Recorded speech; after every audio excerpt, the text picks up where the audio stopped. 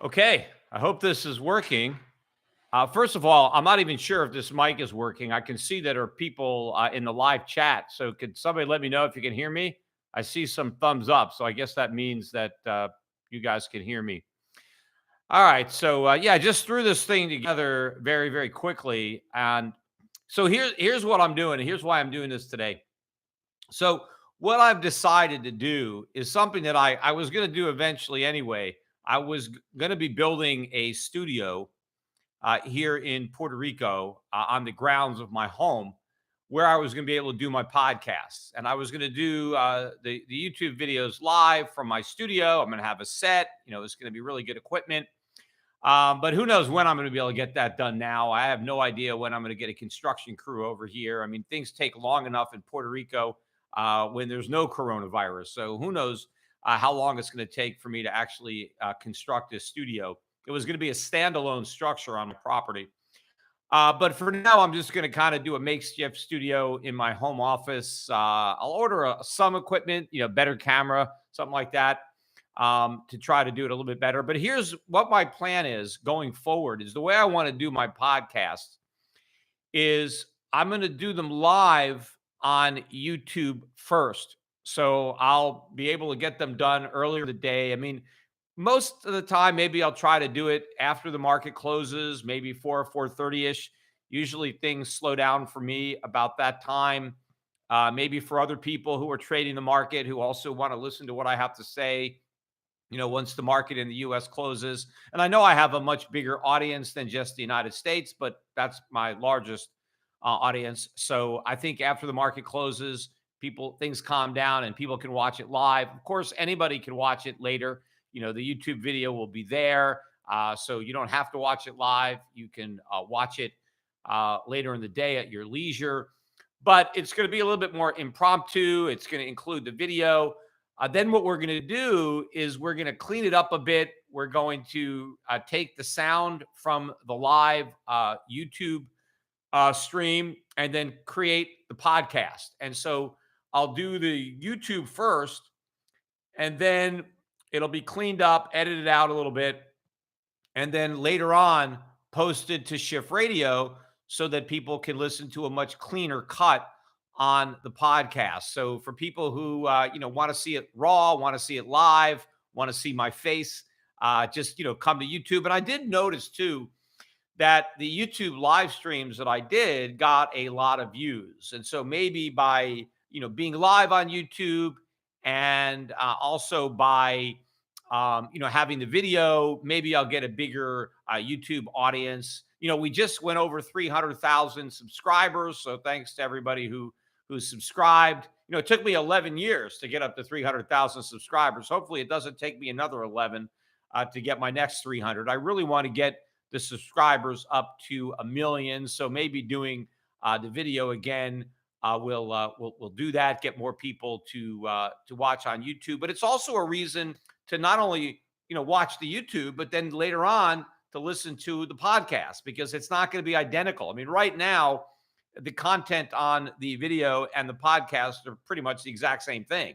I just record it and then we put it on YouTube and we put it on a Schiff Radio. But now what's on YouTube will be different. I mean, there'll be more on YouTube. It'll just be quicker and cleaner. So you can listen to it again, maybe to get some of the highlights of what you saw. Oh, I can see people, I'm not taking questions. So this is not like the live chats where I'm going to do Q&A. I don't have time. I mean, I will do those again. I see people are asking me questions, but yeah, I can't do 3-4 hours. So this is just going to be more me talking. I can see you guys chatting up in the screen. Maybe I'll react to something, maybe not. But this, I'll do another one of those again. But right now, the format's just going to be like the podcast.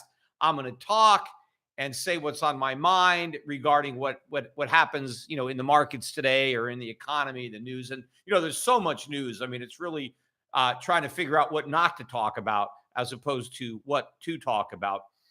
But the first thing I want to mention today is the special video that I did yesterday. We had a lot of fun with that over the weekend. Somebody, and I forget the guy's name. I'll mention it. the next time because I wanted to just thank him for sending me the video. But somebody actually sent me an email with that old Kudlow show, just saying, "Hey, deja vu, remember this show?" And he sends me a clip to a YouTube of one of my appearance on Kudlow and Company from actually happened to be the very day that the Fed cut rates to zero for the first time back in 2008. And so it was me on that show. And I remember at that time, Larry Kudlow, one day he actually called me directly just to tell me how much he appreciated me coming on his show. He was like, Peter, you're the only one that is speaking out for us, meaning him, me, because Larry Kudlow, I used to kid Kudlow because when I first started going on his shows, he was all, optimistic, this is the greatest economy, the story never told, the Goldilocks economy. But when the Fed initially reacted by slashing rates and doing QE, Kudlow did not like it. He was very much in my camp, very much against what the Fed was doing. So much so that he personally thanked me for coming on his show. And he wanted to know if I can come on more often, if I had the time, because he wanted somebody to actually articulate what he believed. And I was doing that. I was the only one doing that. And so when I saw this clip again, it really made me think that a lot of people don't realize this, because if you look or watch that video, you'll notice that Kudlow really agrees with me. I mean, he's not coming right out and say, yeah, I agree with Peter. But if you watch the clip, you'll see that that's exactly what he's doing. I mean, he knows I'm speaking for him. I'm speaking for all the people who believe in sound money, like Kudlow did at one time, and he probably still does, deep down in his heart. But he knew that the Fed was making a mistake, what they were doing. And the interesting thing about this video, if you go back and watch it, is that all the guys from the Fed, like Wayne Angel and Rob McTeer, these are former Fed guys. And they were talking about how Ben Bernanke is going to not be a Greenspan, right? He's not going to leave rates too low. He's not going to leave the ease on, that he's going to be very quick to pull back the liquidity, right? That this is only temporary.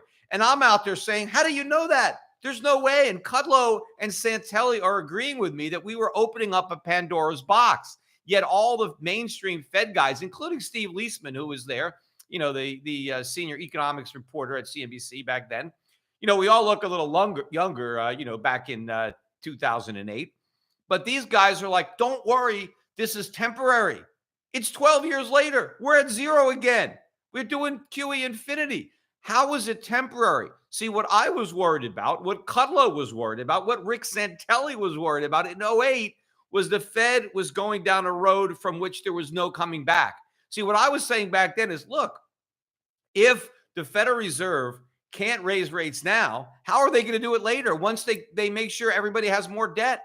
That is the problem. You can't deliberately get everybody addicted to a drug and then think you could just take away the drug, especially when you've got them addicted in the first place. So Kudlow knew that. So you watch this, you could tell.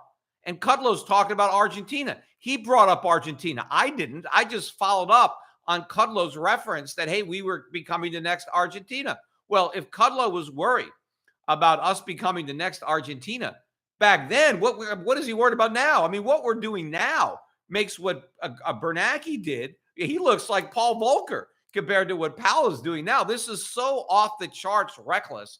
But again, it all got started back then. If we had listened to me, if the policymakers had listened to me, we wouldn't be in this mess. But of course, had they listened to me, we wouldn't have even had the bubble that popped in 2008, because I was warning about that one too. So what happened was, when I saw it, I was just going to put it up there, but I was trying to figure out a way I was going to have an introduction, just to tell people, look, this is 12 years ago, and to give a little backstory to the video before I showed it. And then what happened is Paul Maresca, who works with me here, said, hey, well, why don't we just, have the credits scroll like Star Wars? We have that big scroll. And then one thing led to another. And then we just kept getting carried away and making the whole thing more and more like Star Wars. And so it just became a very fun thing to do on a quarantine weekend here in Puerto Rico. And so the result is the video that we put out on Monday. So, I had a lot of fun making it. I think it's, the beginning and the end. I think that part is very funny if you read it. But the important part is the actual, 10-minute Kudlow. I mean, I had a lot of time on that particular episode, and we really hashed this out. And you could see, who was right and who was wrong. That was the real point of it. And that, this is just happening all over again. Except now I'm not on CNBC anymore to sound the alarm, to talk about how crazy it is. Kudlow's not there either. He's part of the administration now advocating the very policies that he's personally called me on the phone to make sure I can come on his show, to be the voice of reason, right? In a chorus of insanity. And Kudlow knew it, right? He knew it then. I'm sure he knows it now. But, also another thing I wanted to point out too, somebody put together a YouTube video called Peter Schiff Was Right, the Scott Nations edition. And I watched it. It's like 40 minutes, so it's really not cut down. It's some of these interviews I was doing on Futures Now. And if you watch them, I got a lot of airtime on Futures Now because it wasn't actually CNBC TV. It was like their website. And so they allowed me on the website for a while. And there I got a lot more airtime. And so that's probably some of the best stuff that has ever been said on CNBC. I mean, the most accurate information that has ever been presented to the CNBC audience was presented by me during those, Fast Money, or not Fast Money, those clips. Fast Money was the actual on-air show, but on these clips. And so it's me and Scott Nations, because this Scott Nations was like, he would just criticize me. He would just interrupt me, and he would accuse me of just, promoting and selling gold and lying. And I thought what was really funny about it is at the end of this clip, where I am out there warning about the Federal Reserve, talking about how the Federal Reserve is inflating bubbles, and Scott Nations is making fun of me. Peter Schiff, you were wrong. You said there would be QE4, and there hasn't been a QE4. Of course, now there's QE4, 5, 6, infinity, whatever. But I kept saying, Scott, I didn't say when it was going to start. I just know it's coming. He just kept yelling at me and interrupting me because I was wrong, right? And he would talk about everything was great and the Fed was great and all this stuff. Then at the end of that 45-minute episode of me warning about the Fed and him chastising me for warning about it, right, and basically being a defender and a cheerleader for the Fed, he just did an interview on television, and he had the gall. Right? Scott Nations came out and said, this is all caused by the Fed. They've been inflating these bubbles. They did it. They kept interest rates too low for too long. And you know what? I don't know of anybody who has been a bigger critic of the Federal Reserve over the years than me, meaning him, Scott Nations, that he doesn't know of anybody who's been a bigger critic of the Fed than him. I mean, what about me? He doesn't know about me? I mean, I'm the biggest critic he knows, and he knows I exist because he criticized me for criticizing the Fed. So now not only is this guy lying and pretending that he was the biggest critic of the Fed and their cheap money policies, but he claims he doesn't know anybody else who was a bigger critic than him when he knows me. I mean, the whole thing is ridiculous. Like Scott Nations went to sleep one night as Scott Nations, and he woke up and he thought he was Peter Schiff. So I thought that was very interesting. It's not like Scott's ever reached out to me and said, "Oh, Peter, I guess you were right. I guess I was wrong, right? All those years where I told you didn't know what you're talking about and you were wrong, and you were wrong for predicting QE4. I did. And of course, in this one cut, they're jumping all over me because they say Peter Schiff said gold would be at $5,000 in 2 years. They kind of blindsided me by that because I don't know. I go on television. I don't remember what I say, but I actually found the clip that they were referring to where they said Peter Schiff said gold would be at 5,000 in 2 years. And I didn't say 2 years. They asked me because I said gold's going to 5,000. And those guys asked me, well, when? And I said, a few years. I didn't say 2. I said a few. So yes, a few is 3 maybe. I mean, there's no set definition for a few. But yes, was my 5,000 gold call premature? Yes, it was premature. But gold's still going to get to 5,000. But they were just hammering all over me because I said it would go to 5,000 and it wasn't there yet. As if like nobody had ever come on CNBC and said a stock is going to go to a certain price and then it went down instead of going up. I mean, nobody is perfect. on their timing. Yet I'm the only one that was held to this standard of perfection because the price of gold still hadn't reached my target. Well, you know what? It's going to reach my target. I think it's interesting. If you look at these interviews, you can see the price of gold scrolling by at 1100.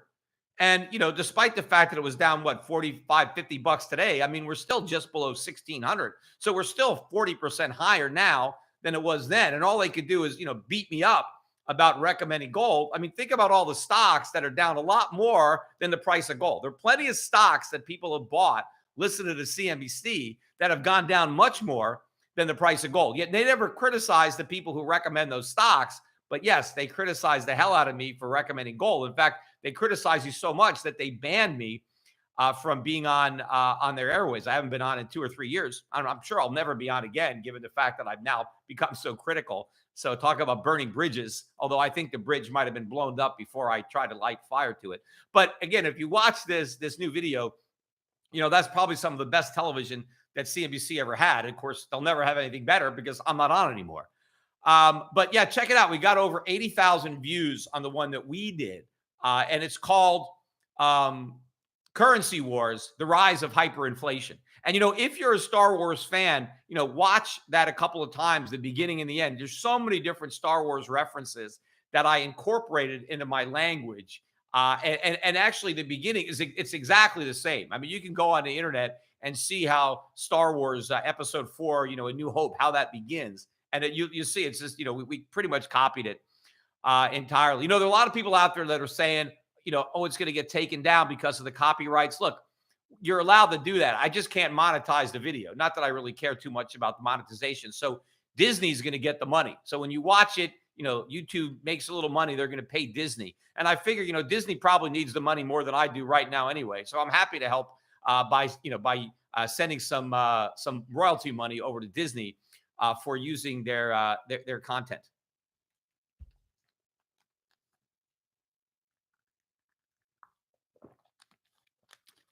But anyway, I got a lot of stuff I want to talk about today in this podcast. First of all, the markets have closed, right? The Dow is down a little over 400 points today.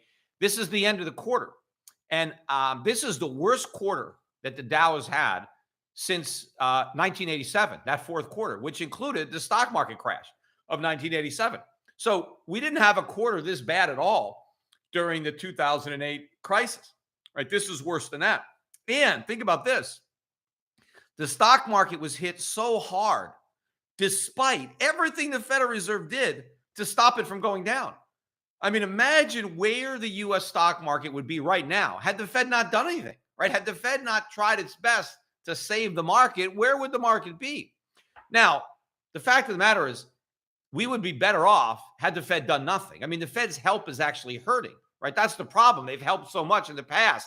That's why we're hurting so much now.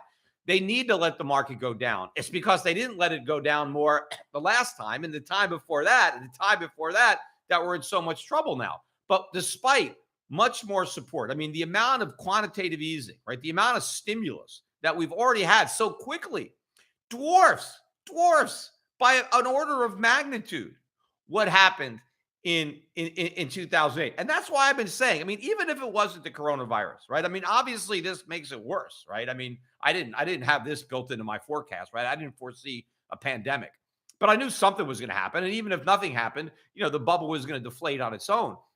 But I've always said that QE4 would be bigger than 1, 2, and 3 combined because I understood and recognized how big the bubble was. Because the bigger the bubble, the bigger the pop. And then the more air it takes to try to blow it back up again. So I knew the next time they tried it, they would have to throw the kitchen sink, that it would have to be the biggest round of QE yet. And, they've surpassed my expectations with this QE infinity. But despite that, we've had this really rough quarter in the stock market. But it's going to get a lot rougher, particularly in the U.S. economy. Because ultimately, it's not only investors who are going to suffer more because of what the Fed is doing, but the whole economy is going to suffer. Yes, the losses nominally won't be as great, but in real terms, adjusted for inflation, that's why that video is the rise of hyperinflation. Because as I said, hyperinflation used to be the worst case scenario that I was optimistic that we would avoid, but I knew it was a possibility. But now I think it's more of the most likely outcome. It doesn't seem that it's a long shot. It seems that avoiding hyperinflation is a long shot. So that doesn't mean that hyperinflation is guaranteed. I think there's still time to avert that fate, but we're running out of time. And right now, nothing that we're doing leads me to believe that we're going to make those choices. So it's full speed ahead now, right to hyperinflation city. And that's going to be the worst possible outcome for the economy and for the markets. But I made a little list here on my laptop of some of the things I want to talk about on today's podcast. Oh, first of all, the ink is barely dry, right? On the 800 plus page stimulus bailout bill, whatever you're going to call that, right?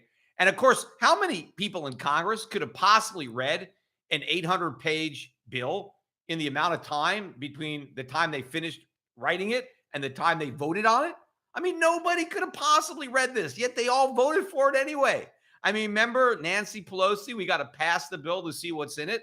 Well, that's what they did. They all closed their eyes, held their nose, and they passed an 800-page bill. Who the hell knows what's buried in those pages, right? What kind of deal did we make with the devil here to get this $2.2 trillion boondoggle signed by the president? So that's number one. So the ink isn't even dry on that one, and they're already queuing up another one, right? And one of the reasons they say they need another one is because they need more money to bail out the states, right? More money for the individual states. Even though they got included in this bailout, they need more, right? Because the states are really in a lot of trouble. So now they need more bailout money for the state governments, which is a huge, huge mistake, right? They're going to make it, but it's a huge mistake. Look, not all states need a bailout. There are states that have been running budget surpluses, all right, that have plenty of money in their rainy day funds.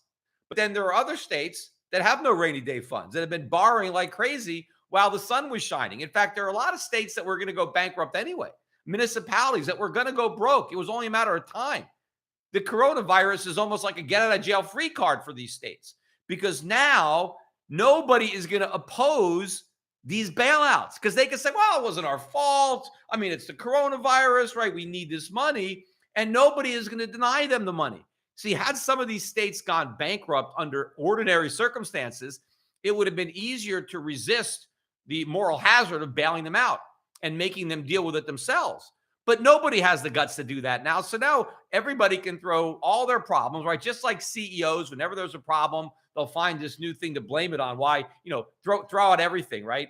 Whenever there's a problem, get all the bad news out of the way. Well, now all the states are doing all this, right? They're gonna try to get bailed out when they needed a bailout anyway.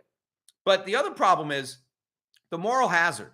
You see, once we bail out all the states that were reckless and irresponsible, then we show not only those states, but the states that were prudent, that there is no benefit to being prudent. You don't reap any reward for having a balanced budget because there's no negative consequences to living in the moment and being extravagant. If all the states and municipalities that just bought votes by running big deficits, if they all get bailed out, if their residents are not, don't have to suffer any negative consequences for all that profligacy of the past, then all the states that were prudent, they feel like a bunch of idiots. I mean, what the hell were we doing? Why didn't we run deficits? Why didn't we promise more than we collected in taxes? So what is going to happen now because of this massive state and maybe municipal bailout is that in the future, to the extent the government has any money to bail anybody out, which it probably won't, but in the future, the government just guarantees that the next time the states need a bailout, it's going to be more expensive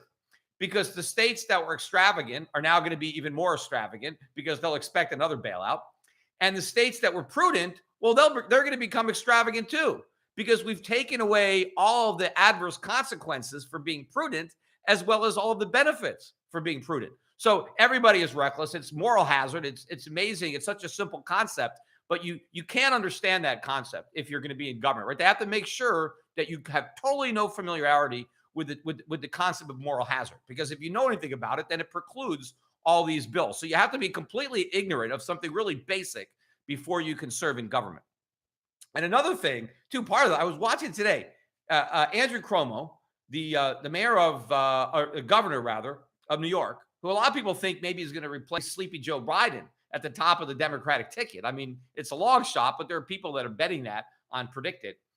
And a lot of people would rather have Cuomo because at least, he's not senile. And so, he may actually be a more formidable candidate. Although, again, I think the economy is a wreck, so that should favor Biden.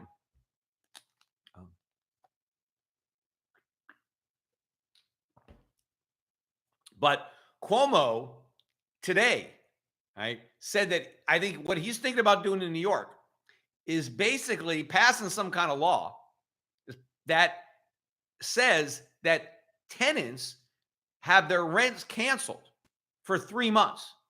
I mean, not just, you don't have to pay and you pay it later. It's outright canceled, right? You don't have to pay the rent at all. It's forgiven. You get 3 months of rent-free living, right? Because of the coronavirus. Now, he says, oh, okay, well, what about the landlords? Okay, well, we'll forgive 3 months of their mortgage payments, right? So that, so that's 3 months that you never have to pay. It's not that you have to make it up or the balance gets added to your loan balance. No, you just don't have to pay. So we forgive the tenants their rent and we forgive the landlords their mortgages. Okay, well, what about the banks, right? What about the lender? Well, he's back. Well, we'll let the Federal Reserve bail them out. So in other words, he's not even president yet. He's already passing the buck. He wants to forgive the rents, forgive the mortgages, and then let the Fed bail out the lending institutions by printing more money. And of course, I think it's convenient that he didn't mention anything about the property taxes that the landlords would pay to the state government. He didn't mention forgiving that, right? He just mentioned forgiving the money that the private sector is getting, and then hoping that the federal government will add in the bailout by somehow rescuing the banks. But he's not, denying any revenue to the state treasury. But look, apart from being illegal, I mean, how could you just cancel contracts and say people don't have to pay their rent?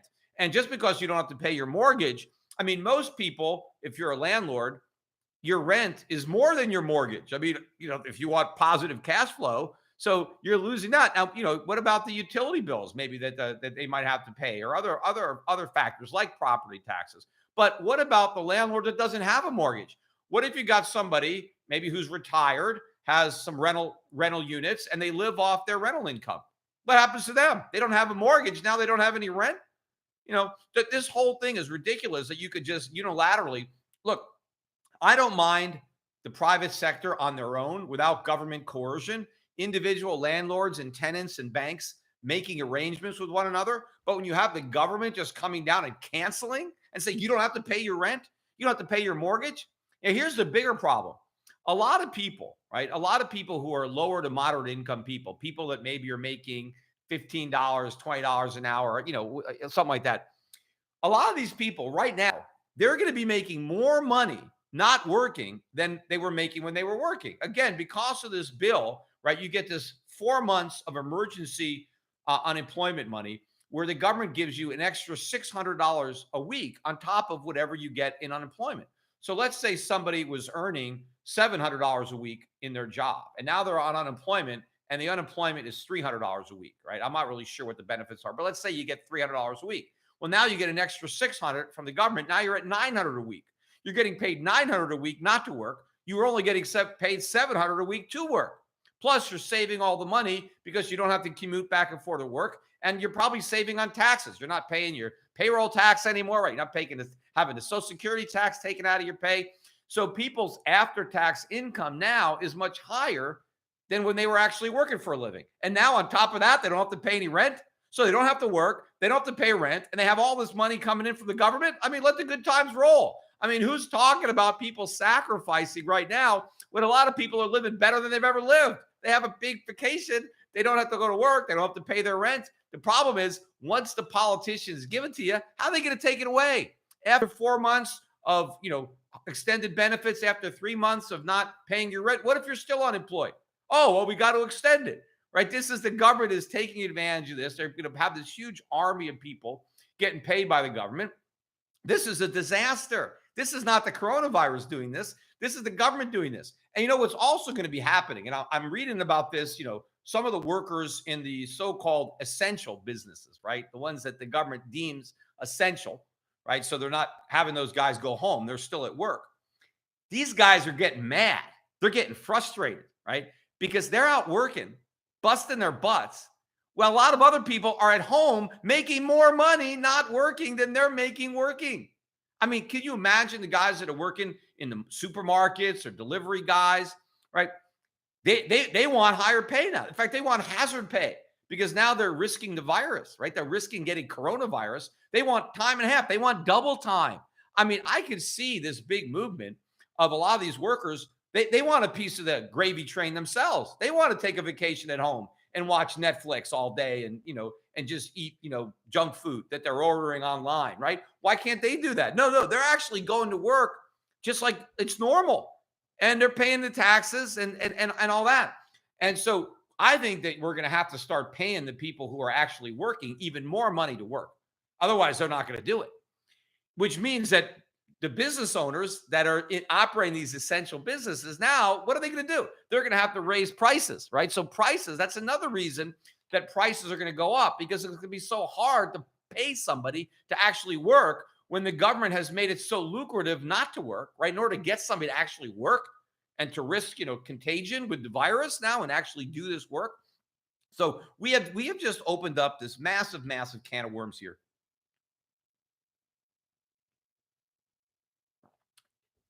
Also, another thing I read on Trump's tweet, right?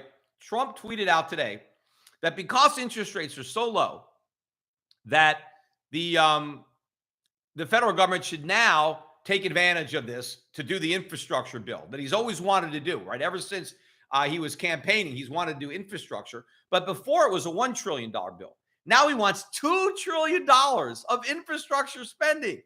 I mean, borrowing and then spending. Why? Well, he says, because rates are so low.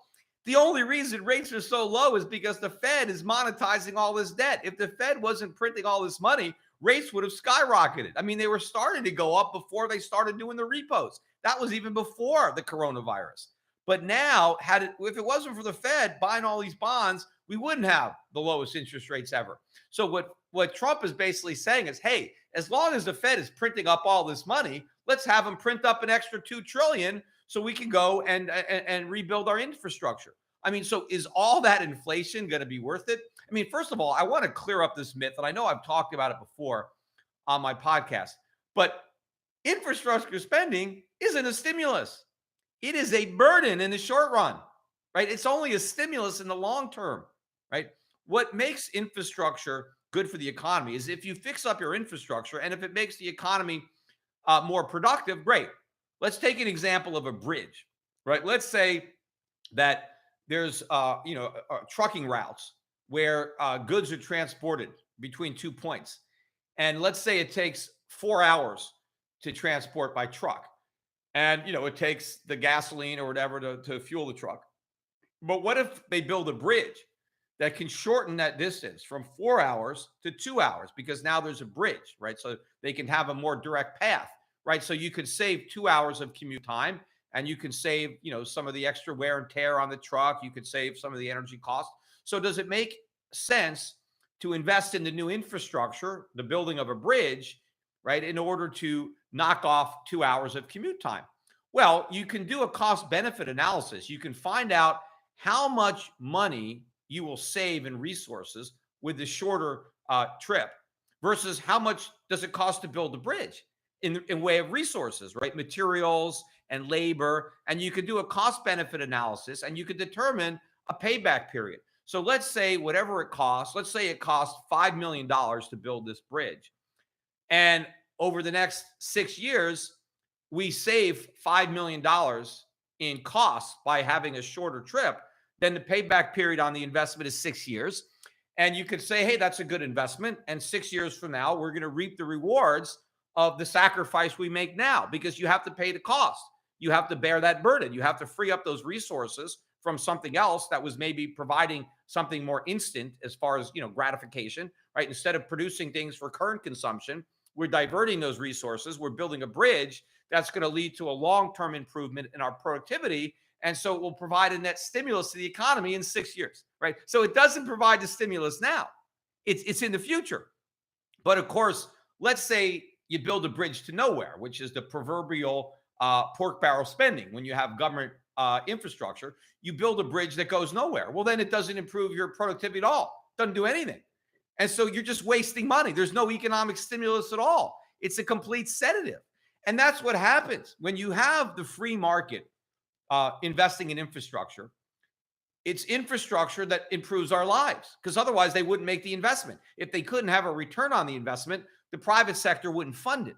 But what happens with government is it's all about, hey, I'm a congressman and I want to give out money to my constituents. I want to, it's a bunch of free money. I can create some jobs, right? They don't give a damn if the infrastructure improves our lives. No, they just want to get votes. They want to use the infrastructure spending money to buy votes and, thank the people that helped get them elected. So that's all this is going to be. It's going to be a $2 trillion boondoggle.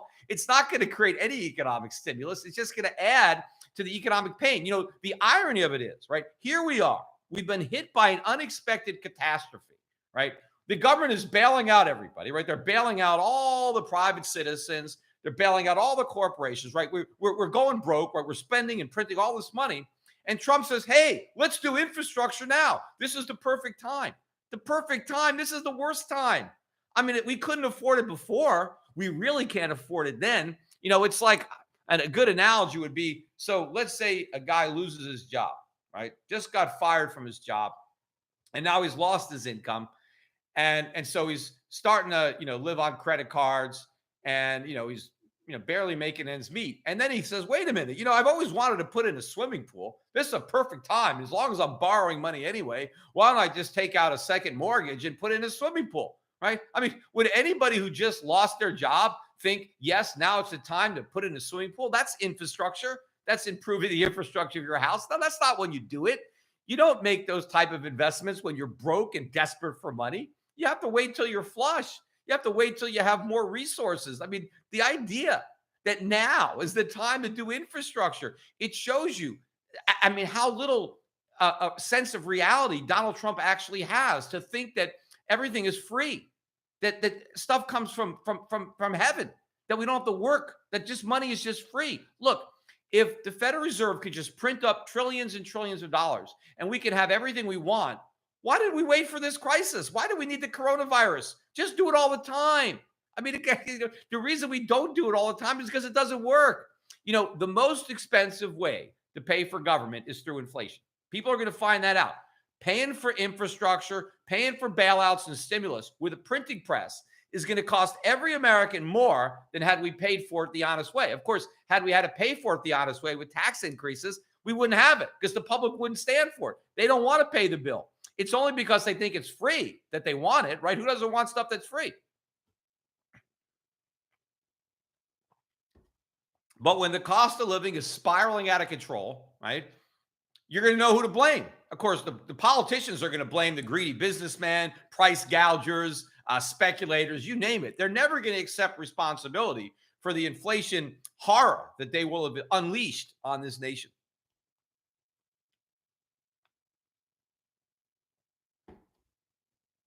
Another thing I wanted to point out too, I read or saw a couple stories about companies like Under Armour and I forget some of the others, clothing, garment companies that were now are retooling, and they're making masks, right? Surgical masks that we can wear around to protect ourselves and others from the coronavirus. Apparently, I think the best use of a mask is to keep you from touching your face, because if you handle things that maybe have the virus and then you touch your face, then that's how you get it. But if you have a mask here, then you'll touch the mask instead of your face, and I guess that will reduce the transmission of the virus. But what people have to understand is maybe this is the right thing to do. I mean, we need more masks, and so companies are gearing up to make more masks. But to the extent that these companies are producing more masks, they are producing fewer clothing articles, right? So if Under Armour is making masks, they're not making as many T-shirts or socks or underpants or whatever they're making, right? And so the supply of that stuff is going to go down. And so the price of that stuff is going to go up. I mean, there's so much inflationary pressure building up, from higher wage costs for the people who are still employed to less production from everybody, whether it's because they transitioned from making stuff that we want to masks. I mean, yeah, we might need them. Most people would rather wear new clothes instead of a mask, but we're going to have to wear masks. But all of this is a reduction in our standard of living and an increase in the cost of living.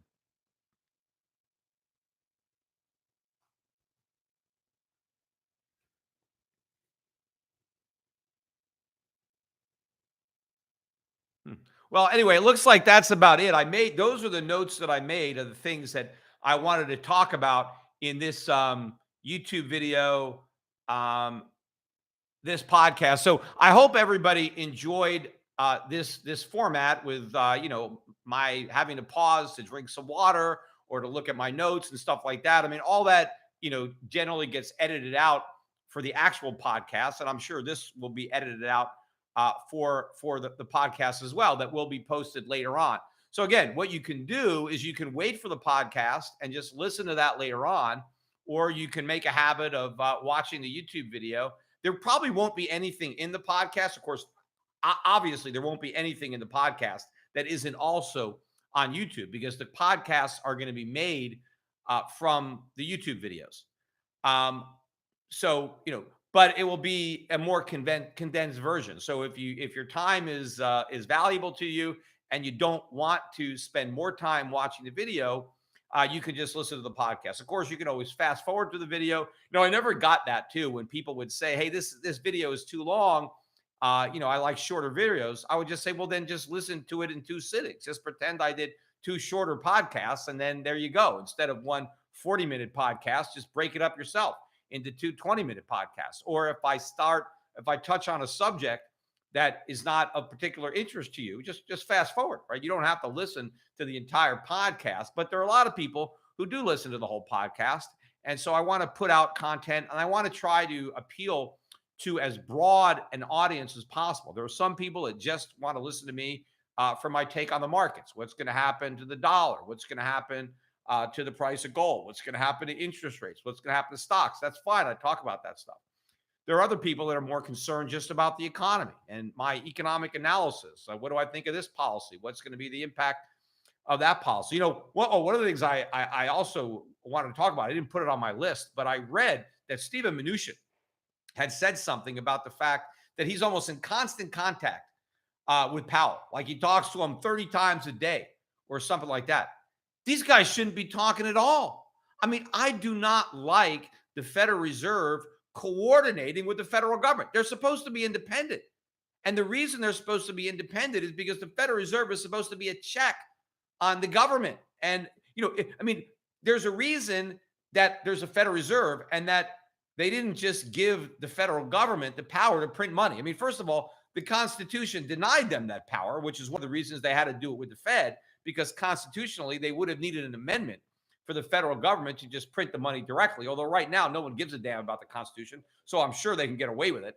But the reason for the independence was that they didn't want the Fed to also have its hands on the printing press, because they didn't want politicians to control the printing press, because they didn't want politicians buying votes by creating inflation, which is exactly what they're doing now. But when you have the Treasury Department working hand in glove with the Fed, the Federal Reserve is de facto an agency of the federal government, which is not what it's supposed to be. It's supposed to be private. It's supposed to be independent, right? And it's supposed to prevent exactly what's going on right now. So all this nonsense about Fed independence, we can't violate, when people were criticizing Donald Trump because he was criticizing the Federal Reserve. Well, he doesn't have to criticize the Federal Reserve anymore. He is the Federal Reserve. In fact, Donald Trump is not only the president of the United States, but he's the chairman of the Federal Reserve, right? Powell, he's just a figurehead. He's now just a puppet. Donald Trump is pulling all the strings. Anyway, that's it for now. Take care, everybody.